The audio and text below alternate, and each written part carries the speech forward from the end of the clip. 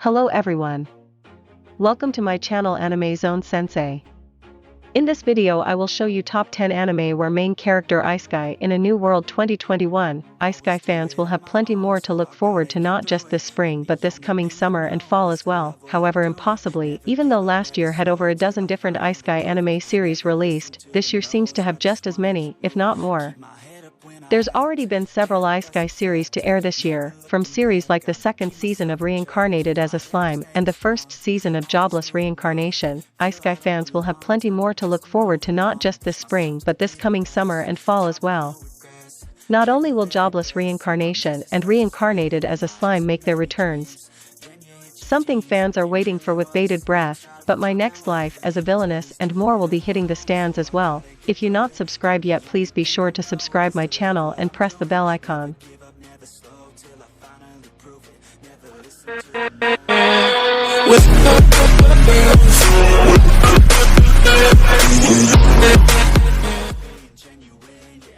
Number 10.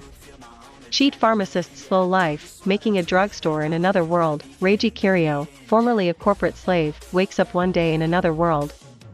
After discovering that he has gained superhuman pharmaceutical knowledge, he decides to open up a drugstore alongside the canine Noera and the ghostly Mina.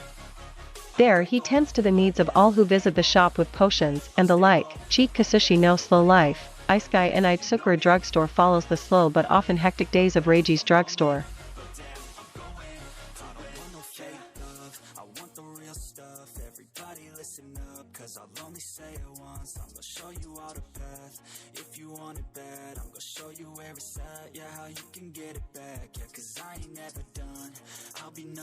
Number 9.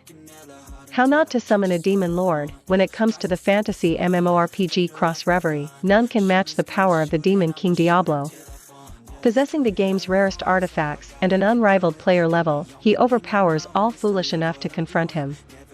But despite his fearsome reputation, Diablo's true identity is Takuma Sakamoto, a shut-in gamer devoid of any social skills.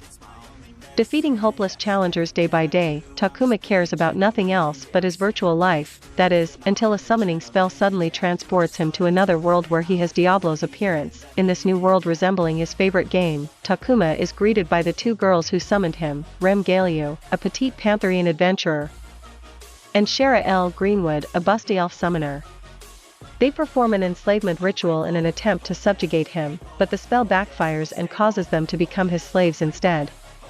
With the situation now becoming more awkward than ever, Takuma decides to accompany the girls in finding a way to unbind their contract while learning to adapt to his new existence as the menacing Demon King.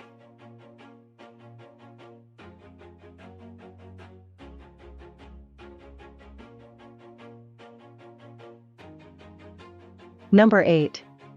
I've been killing slimes for 300 years and maxed out my level. In role-playing games, slimes are usually the easiest monster to kill, and because of that, they yield few experience points. But what would happen if you live long enough to keep defeating them for 300 years? After many years of being a corporate slave, Azusa Aizawa abruptly passes away due to severe exhaustion. Seemingly headed for the afterlife, she meets a goddess who bestows her with immortality alongside a peaceful life in another world. There, Azusa enjoys her days tending to her farm, protecting the nearby village, and killing about 25 slimes per day, a routine that continues for at least 3 centuries. However, this rather monotonous cycle begins to change when Azusa suddenly finds out that she has reached level 99, the maximum possible level, from slimes alone. Despite desperately trying to hide this fact in fear of ending her slow life, rumors of her strength spread nevertheless. Soon enough, various people throughout the continent, like the dragon Leica and the elf Halkara, start to appear at her doorstep, some seeking a battle, others asking for her assistance. Meeting friends and acquaintances who soon become family, Azusa finds she can live a life far better with others than when she was alone.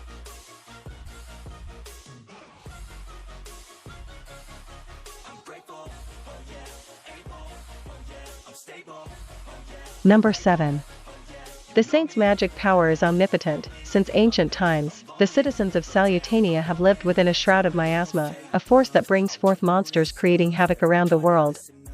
When the kingdom's order of knights becomes incapable of containing the monsters, the Grand Magus summons a holy maiden, the legendary saint, to obliterate the horrid creatures and restore peace. One evening, as Isekai Takanashi returns home from a long day at work, a magical force pulls her into a foreign world. Upon her arrival to the kingdom of Salutania, she overhears that the Grand Magus inadvertently summoned two saints, Isekai and a brown-haired girl. Needing only one holy maiden, the prince declares the other girl as the saint. Leaving Isekai to her own devices, Isekai sets her sight on the Medicinal Flora Research Institute, an establishment known for its studies regarding herbs and potions. While indulging in her latest passion, Isekai has a fateful encounter with the commander of the Third Order of Knights. But little does she know, her aptitude as a saint will continue to exert its influence over her new life.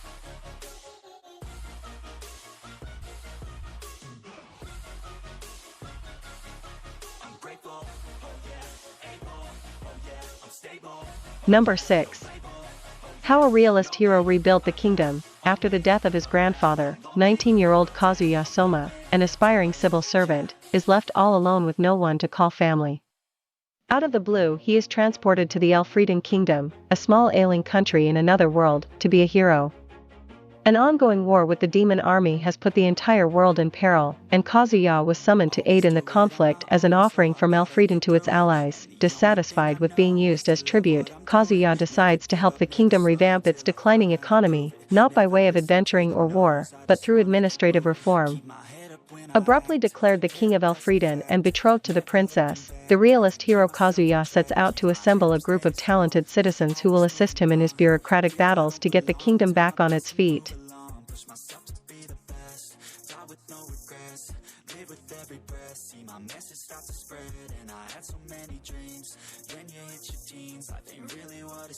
Number 5. I'm Standing on 1 Million Lives. Yatsuya Yusuke along with his classmates Shindo Ayu and Hakazaki Kuju have been transported to a strange and unknown world inhabited by mythological creatures. As soon as they arrive, they meet somebody calling himself the Game Master, who then grants them a time-limited quest. To aid them in this quest, he also bestows Shindo and Hakazaki with the roles of a magician and a warrior, while Yatsuya is randomly granted the role of a farmer. This is how a hectic life of adventuring began for three students who now have no choice but to complete random quests for several phases in the fantasy world if they want to stay alive and protect the real world from the demons and monsters they encounter.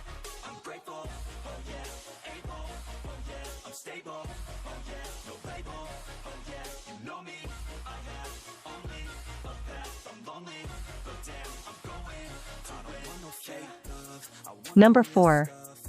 Rising of the Shield Hero Season 2. The four cardinal heroes are a group of ordinary men from modern-day Japan summoned to the kingdom of Melromark to become its saviors.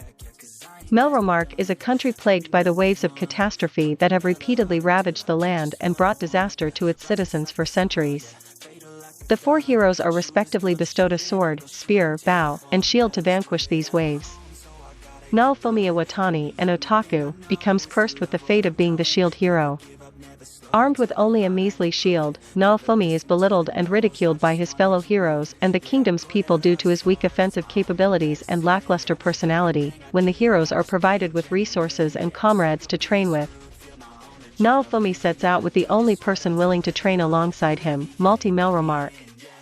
He is soon betrayed by her, however, and becomes falsely accused of taking advantage of her. Naofumi then becomes heavily discriminated against and hated by the people of Melromark for something he didn't do.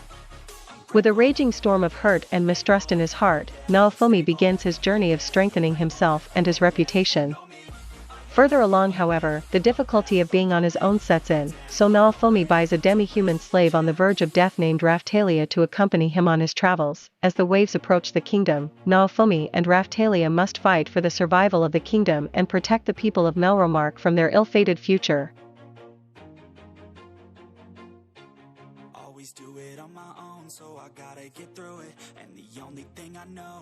Number 3.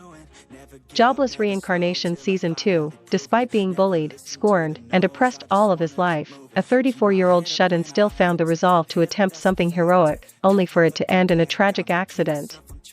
But in a twist of fate, he awakens in another world as Ridius Greyrat, starting life again as a baby born to two loving parents, preserving his memories and knowledge from his previous life. Ridius quickly adapts to his new environment. With the mind of a grown adult, he starts to display magical talent that exceeds all expectations, honing his skill with the help of a mage named Roxy McGurdia. Ridius learns swordplay from his father, Paul, and meets Sylphiette, a girl his age who quickly becomes his closest friend. As Ridius' second chance at life begins, he tries to make the most of his new opportunity while conquering his traumatic past. And perhaps, one day he may find the one thing he could not find in his old world, love.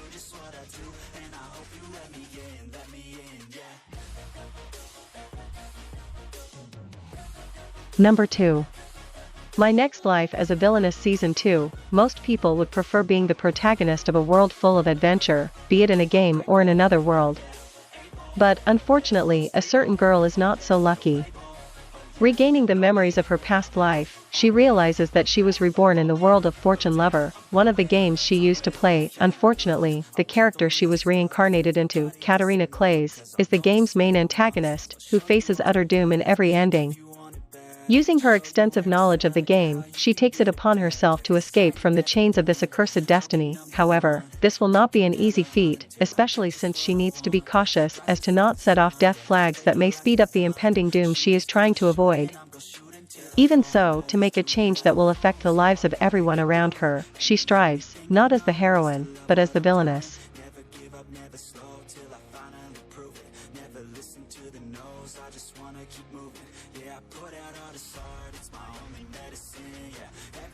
Number 1. That time I reincarnated as a slime Season 2, taking a break from his time as a teacher. The powerful slime Remura Tempest returns to his kingdom, eponymously named Tempest, just in time to begin negotiations with a nearby nation, the Kingdom of Eurysania. While the negotiations are anything but peaceful, they do end successfully, allowing Remura to return and finish teaching.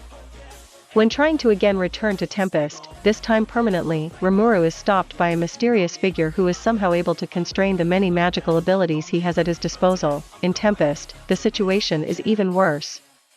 A group of unknown humans has invaded the land and are assaulting its citizens, both influential and innocent. They are not just trying to bring harm either, they have the intent to kill. Can Rimuru overcome his powerful and dangerous foe and return to Tempest before it is too late? The nation of Tempest is in a festive mood after successfully overcoming the surprise attack from the Blumund army and the Western Holy Church. Beyond the festivities lies a meeting between Tempest and its allies to decide the future of the nation of monsters.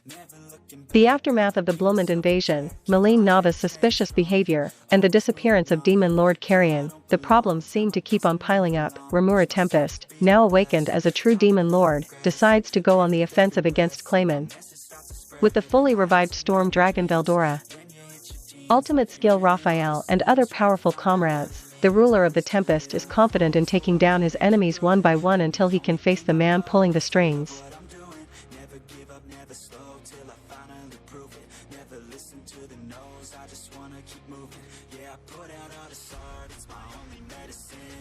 Everything I do, I'm just being genuine. Yeah, I'm sick of being